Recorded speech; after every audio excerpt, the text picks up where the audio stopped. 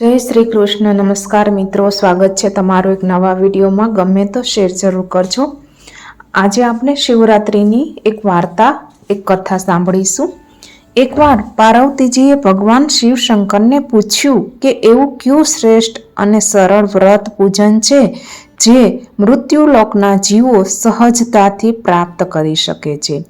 જવાબમાં ભોળાનાથે શિવરાત્રિના વ્રતની કથા પાર્વતીજીને કહી સંભળાવી. એકવાર ચિત્રભાનુ નામનો એક શિકારી હતો. તે પશુઓની હત્યા કરીને તે પોતાના કુટુંબનું પાલન પોષણ કરતો હતો. એકવાર એક સાહુકાર તેનો ઋણી હતો. આમ છતાં સમય પર દેવું ન ચૂકવી શકતા ક્રોધિત સાહુકારે તેને શિવ મઠમાં બંદી બનાવી લીધો. સંયોગવશ એ દિવસે શિવરાત્રિ હતી. બંદી રહેતા શિકારી મઠમાં શિવ સંબંધિત ધાર્મિક વાતો સાંભળતો રહ્યો. ત્યાં તેણે શિવરાત્રિની કથા પણ સાંભળી. સંધ્યા થયા પર સાહુકારે તેમને બોલાવ્યો અને ઋણ ચૂકવવા માટે પૂછ્યું તો શિકારી આગલા દિવસે તમામ ઋણ પરત આપવાનું વચન આપ્યું. સાહુકારે તેમની વાત માની લીધી અને તેને છોડી દીધો. બીજા દિવસે શિકારી શિકાર કરવા માટે જંગલમાં ગયો. આમ છતાં દિવસભર જેલમાં બંધ હોવાને કારણે તે ભૂખ્યો અને તરસ્યો હતો. શિકાર કરવા માટે તેણે એક તળાવના કિનારે આવેલા બીલના વૃક્ષને પસંદ કર્યું. તે પાણી ભરેલી થેલી લઈને ઝાડ પર ચડી ગયો. તળાવના કિનારે પ્રાણીઓ પાણી પીવા માટે આવે અને તેની રાહ જોવા તે લાગ્યો. એ જ બીલી વૃક્ષની નીચે એક શિવલિંગ હતું. તે બીલીપત્રોના પાન ખરવાને લીધે ઢંકાયેલું હતું. શિકારી આ વિશે જાણતો ન હતો. તે ભૂખ્યો તરસ્યો ઝાડ પર બેસીને શિકારની શોધમાં આમ તેમ જોવા લાગ્યો અને એ દરમિયાન તેની પાણીની થેલીમાંથી પાણીના ટીપા શિવલિંગ પર પડતા રહ્યા. દરમિયાન તેના હાથે જે પાંદડા તૂટ્યા તે પણ શિવલિંગ પર પડવા લાગ્યા. રાત્રિનો પહેલો પ્રહર વીત્યો ત્યારે એક ગર્ભવતી મૃગલી તળાવ પર પાણી પીવા પહોંચી. શિકારીએ ધનુષ પર તીર ચડાવીને જે પ્રત્યંજા ખેંચી કે મૃગલી બોલી, હું મારા બચ્ચાને મળીને પાછી આવીશ, ત્યારે મારો શિકાર કરી લેજો. શિકારીએ પ્રત્યંજા ઢીલી કરી. મૃગલી જંગલની ઝાડીઓમાં લુપ્ત થઈ ગઈ. કેટલાય સમય પછી એક મૃગ બાળ ત્યાં આવી પહોંચ્યું. શિકારીએ તેનો શિકાર કરવા માટે ધનુષ્ય પર બાણ ચડાવ્યું.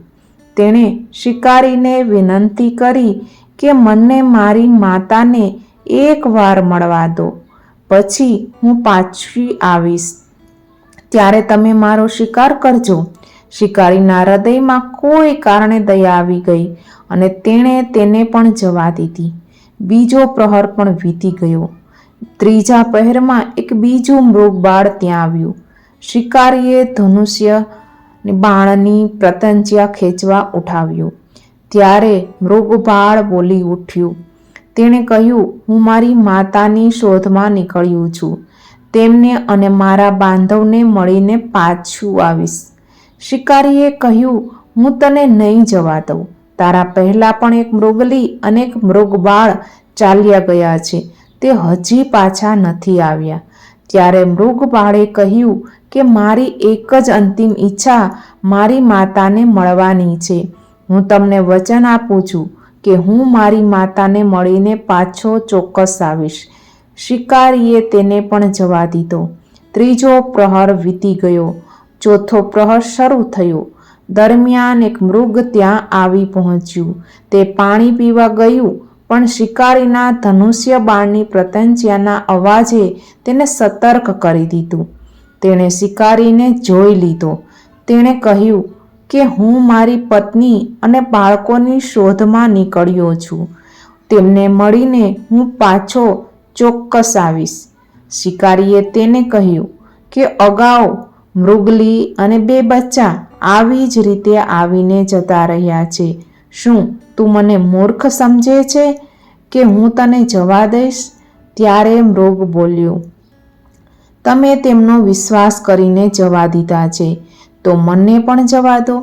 હું તમને વચન આપું છું કે તેમને મળીને હું પણ પાછો આવીશ. તે મારી રાહ જોતા હશે. દિવસભરના ઉપવાસ અને રાત્રિભરના જાગરણને કારણે શિકારીનું હૃદય પરિવર્તન થઈ ગયું હતું. તેનામાં ભગવત શક્તિનો વાસ થઈ ગયો હતો. તેણે મૃગને પણ જવા દીધું. રાત્રિ વીતી ગઈ.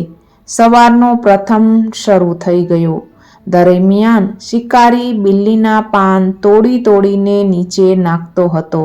તેના મશકમાંથી પાણી નીચે શિવલિંગ પર પડતું હતું. થોડી વાર પછી મૃગ સહપરિવાર શિકારી સમક્ષ ઉપસ્થિત થઈ ગયું. તેણે શિકારીને કહ્યું કે તમે હવે સુખેથી અમારો શિકાર કરીને તમારી ભૂખ મિટાવી શકો છો. શિકારી પશુઓની સત્યતા અને વચનપરસ્તી જોઈને તેમને પ્રેમથી નિહાળવા લાગ્યો. તેને થયું કે આવા પરિવારને હું વીખી નાખીશ. તેના હૃદયમાં પસ્તાવો થવા લાગ્યો.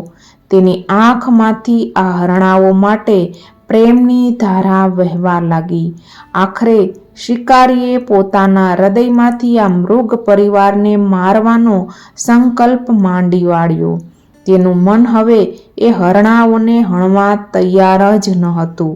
તેણે મશકમાંથી થોડું પાણી પીવા ઊંચી કરી. તેમાંથી થોડું જળ નીચે શિવલિંગ પર પડ્યું.